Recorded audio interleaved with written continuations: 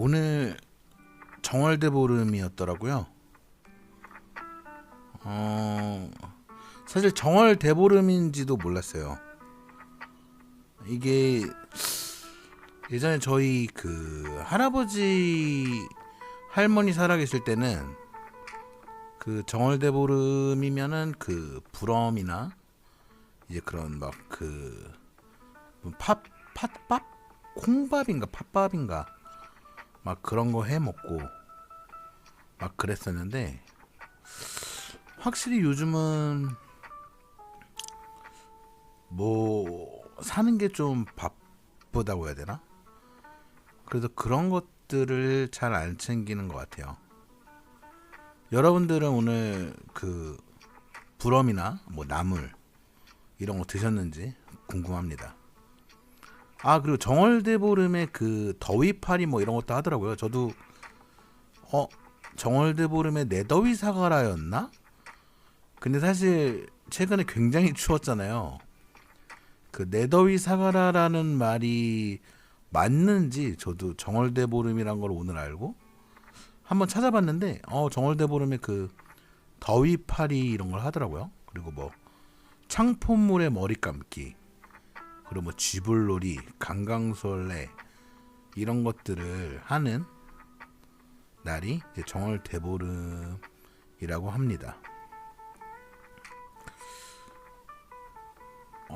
할아버지 할머니 이제 살아 계실 때는 참 그 정월대보름도 정월대보름인데, 저는 갑자기 이런 뭔가 어찌 보면은 정월대보름도 어찌 보면은 그 약간 명절이라고 해야 되나요? 근데 이제 어르신들이 확실히 그런 것들을 되게 잘 챙기시는 것 같아요. 조금 그런 전통을 조금 유지하고 싶은 그런 게 되게 강하셨죠. 저희는 사실 요즘은 안 하는데 제사도 굉장히 많이 지냈어요. 그래서 어릴 때는 몰랐는데 이게 나이가 들수록 제사 지내는 게 너무 싫더라고요. 물론 조상님들께는 좀 죄송한 말씀이지만 이 제사를 지내면 그 음식들이라던가 이런 게 굉장히 많이 남아요. 또 할아버지 같은 경우는 또 음식을 뭐 많이 드시진 않고 그냥 소식하시다 보니까 이 음식이 냉장고에 쌓여 있는 기간이 어마어마합니다. 그래서 저는 그런 부분에서 참 제사가 되게 좀 싫었던 것 같아요. 뭐 물론 저의 이런 발언을 굉장히 불편해하실 분들도 많으실 거예요. 예. 하지만 각자의 그런 가치관이 다르고 서로의 다름을 인정해야 조금 평화로운 세상이 오지 않을까 싶습니다. 오늘 슬슬 날씨가 좀 이제 풀린다 생각했는데, 저녁 되니까 또 굉장히 바람이 많이 불고 춥더라고요. 날씨를 이제 예보를 봤어요. 이번 주 예보를 봤는데 그래도 조금은 풀리는 좀 그런 뭐라 그래 풀리는 경향이라고 해야 되나? 날씨가 좀 풀리는 기조를 보이는데, 진짜 이게 확실히 이제 이런 워딩들 때문에 진짜 책을 많이 읽어야 돼요. 나이가 조금씩 들면 들수록 이 진짜 그 단어가 생각이 안 나가지고 이거 뭔가 말을 되게 유려하게 하고 싶은데 그 말이 잘 안 나올 때가 많아요. 그럴수록 진짜 책을 좀 많이 읽어야 되는 것 같아요. 아무튼 날씨 얘기를 마저 하자면, 날씨는 내일 목요일, 내일 2월 13일이죠. 목요일까지는 좀 영하 5도까지 내려가고, 그 다음부터는 토요일은 뭐 9도, 뭐 10도 이렇게까지 올라가더라고요. 그래서 좀 날씨가 조금 이제 한풀 꺾이지 않을까 싶습니다. 올해는 그 뉴스를 봤는데 4월에서 11월까지는 굉장히 더울 거다. 여름 4월에서 11월이 여름일 거다라는 얘기가 있어요. 근데 진짜 요즘 저희도 느끼지만 그 봄, 가을이 굉장히 짧아진다는 느낌 혹시 안 받으셨어요? 저는 진짜 한 해 한 해를 겪으면서 이 간절기라고 하죠. 봄, 가을 옷을 입었던 기억이 점점 없어지는 것 같아요. 이제 봄이나 가을에는 약간 이제 얇은 자켓도 입고 싶고 뭐 코트도 입고 싶고 좀 그런 좀 패션을 좋아하시는 분들은 좀 그런 옷 입고 이런 거 꾸미는 거 이런 걸 좋아하시잖아요. 근데 봄, 가을이 정말 그렇게 옷 입기 좋은 계절인데 그런 옷들을 좀 길게 입었던 기억이 없었던 것 같아요. 뭐 좀만 지나면 패딩을 입고 좀만 지나면 반바지를 입고 다니고 그래서 이제는 계절이 이 계절로 변하는 거 아닌가 그런 걱정을 좀 합니다. 제가 그 책 얘기를 했잖아요. 최근 한 몇 개월 전에 우리나라에 굉장히 큰 경사가 있었죠. 바로 그 한강 작가님이 노벨 문학상을 받은 그 경사가 있었는데 우리나라에 이제 노벨상 수상자가 이제 두 분이 되신 거죠. 그 고 김대중 대통령님께서 노벨 평화상을 수상을 하셨고 이제 한강 작가님이 노벨 문학상을 받음으로써 우리나라에 이제 노벨상 수상자가 두 분이 되셨는데 그때 저는 좀 뭔가를 기념이 될 것 같다라고 싶으면 좀 아이템을 구비를 하는 그 습관이 있는데 아니나 다를까 그 한강 작가님의 그 채식주의자라는 책을 샀어요. 근데 사실 채식주의자 책을 샀는데 아직 펴보지는 못했습니다. 책을 좀 읽어야지 하면서도 참 이게 마음대로 안 되는 물론 제 의지의 문제죠. 솔직히 진짜 책을 읽기 시작하면 계속 읽게 되더라고요. 근데 그 책을 펴기까지가 참 이게 책을 좀 많이 읽어야 되는데 그런 점이 좀 아쉽네요. 아무튼 그 한강 작가님 책을 주문을 하면서 또 하나의 책을 샀어요. 그 어떤 책을 샀냐면요.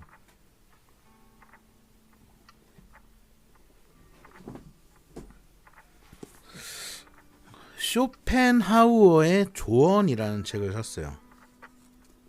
쇼펜하우어의 조언 이게 어떤 책이냐면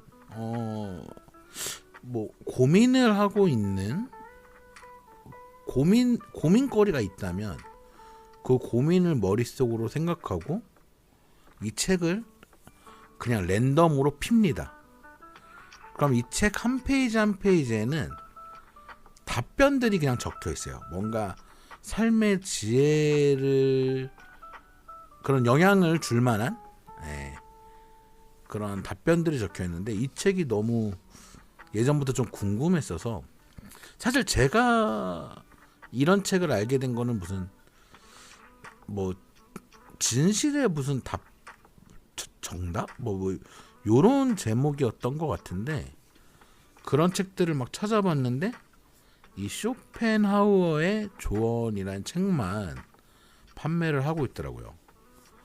그 이 책 그 표지를 보면은 철학자가 들려주는 내 인생의 해답 이렇게 적혀 있어요.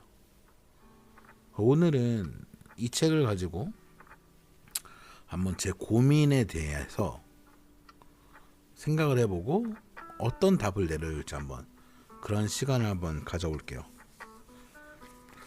저도 이제 사실 나이가 곧 있으면 40이에요. 저도 진짜 그 30살이었던 게 엊그제 같은데 벌써 40을 향하다 보니까 조금 이제 노후에 대한 걱정도 좀 하게 되고 그러니까 앞으로의 인생에 대한 걱정을 좀 하게 되더라고요.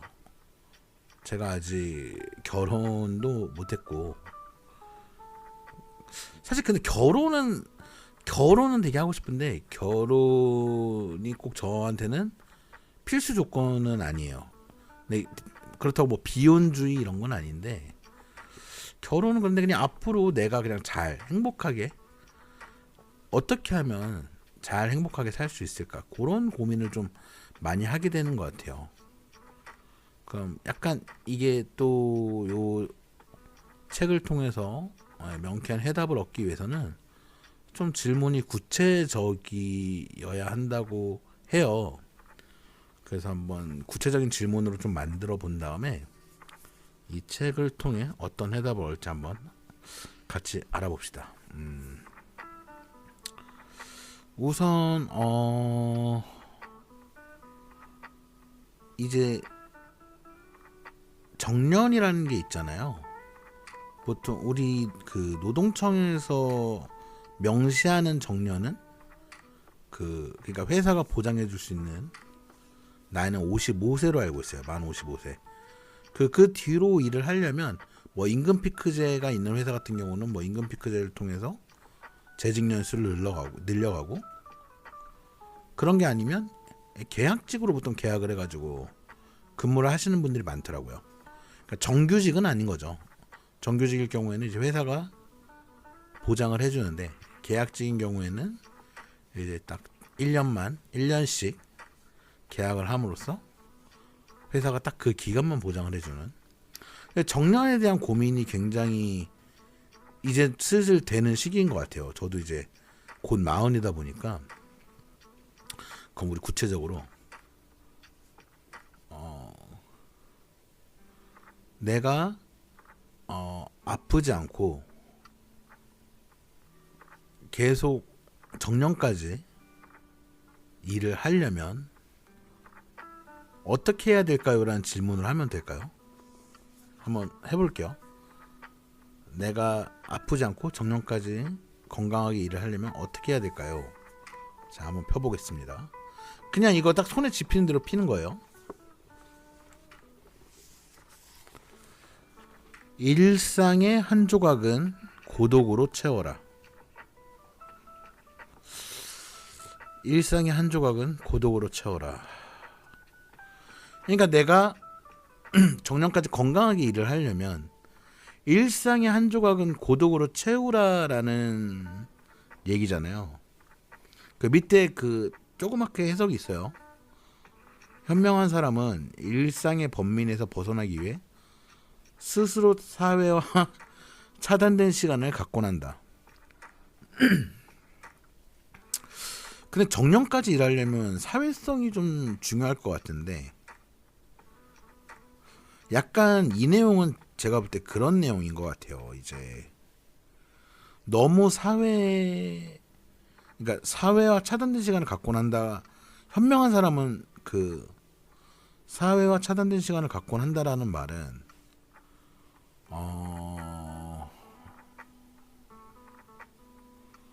그러니까 너무 뭔가 그런 사회가 주는 영향에 휘둘리지 않고 본인이 가진 가치관, 본인이 가진 기준에 따라서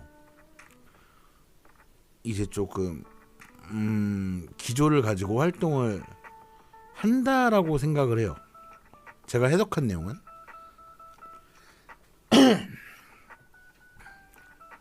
이 말인즉슨 제가 이제 해석이 되네요. 제가 정년까지 건강하게 일을 하려면 그런 사회의 영향에 너무 휘둘리지 말고 내 기준과 내 가치관대로 그 꿋꿋이 걸어가면 정년까지 일을 할 수 있을 거다 라는 말 같네요. 물 한 잔만 할게요. 목이 왜 잠기지?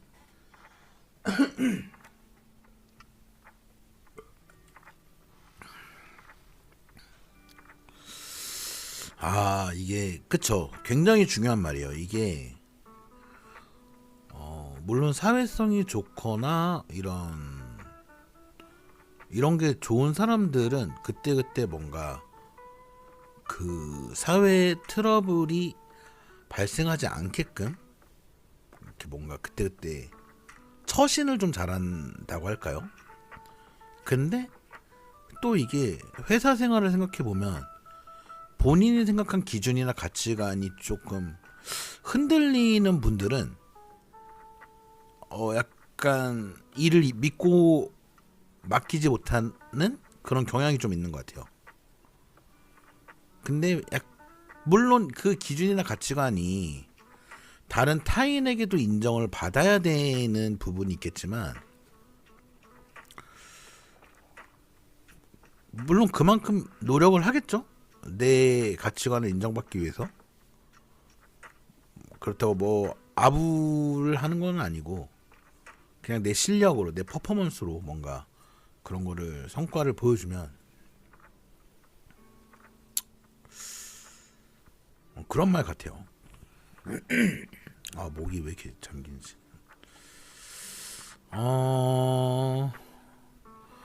하나만 더 해볼게요. 이게 굉장히 뭔가 좀 심오한데요. 결혼을 굉장히 하고 싶은데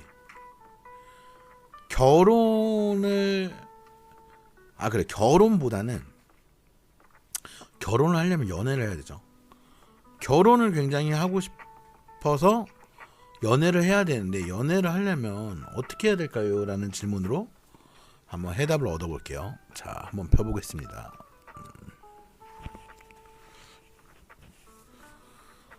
행복과 기쁨은 내 마음에 달린 것.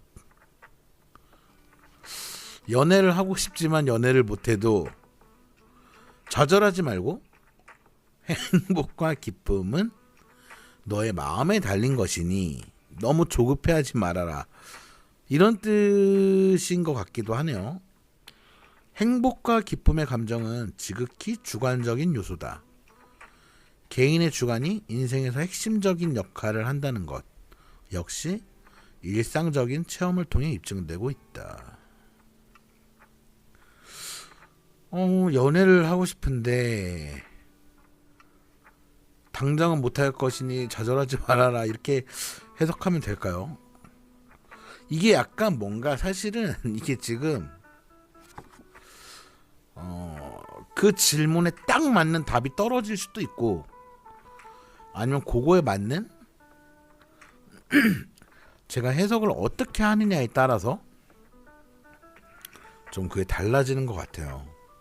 물론 저렇게 써놓고도 제가 그냥 해석을 멋대로 하면 또 그거대로 이해를 하겠죠. 조금 사실 이 책도 제가 처음 펴본 건 아니고, 근데 질문을 가지고 펴본 건 처음 펴본 건데, 약간 조금 애매한 그런 답변들이 좀 많네요. 근데 이 글귀만 보면 사실 다 맞는 말이죠.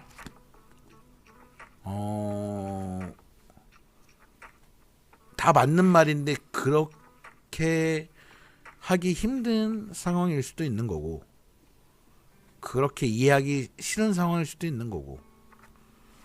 근데 진짜 여기에는 아마 그냥 좀 살아가는 데 있어서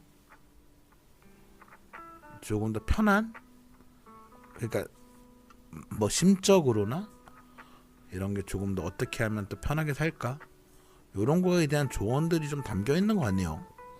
답변들을 보니까. 오늘 목이 왜 이렇게 잠기는지 모르겠어요. 이런 적이 처음인데 이게 계속 목이 조금 끓어서 여러분들 이제 온도, 날씨 갑자기 풀린다고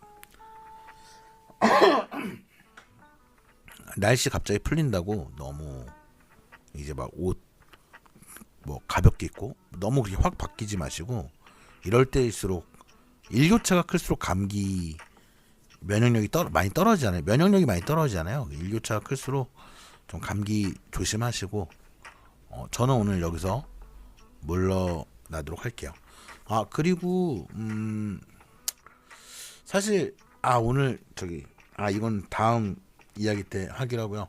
사연 같은 거 있으시면 저한테 보내주시면 제가 어릴 때 그 후배들 카운슬링도 정말 잘해줬어요. 그러니까 그런 뭔가 그런 걸 좀 받고 싶으시면 저한테 사연을 보내주시면 감사하겠습니다. 사연 보내주실 주소는 제가 그 어디 뭐 내용이라든가 이런데 뭐 영상 뭐 이런데 걸어 놓을게요. 이메일 주소는. 사연 보내주시면 감사하겠고요. 같이 이런저런 재밌는 얘기 나누는 샤쿤이 되도록 하겠습니다. 자, 오늘 그럼 이만 물러나겠습니다. 여러분들 밤에 들으신 분들은 좋은 밤 보내시고요. 아침에 들으시는 분들은 오늘도 좋은 하루 보내시길 바랍니다. 그럼 안녕.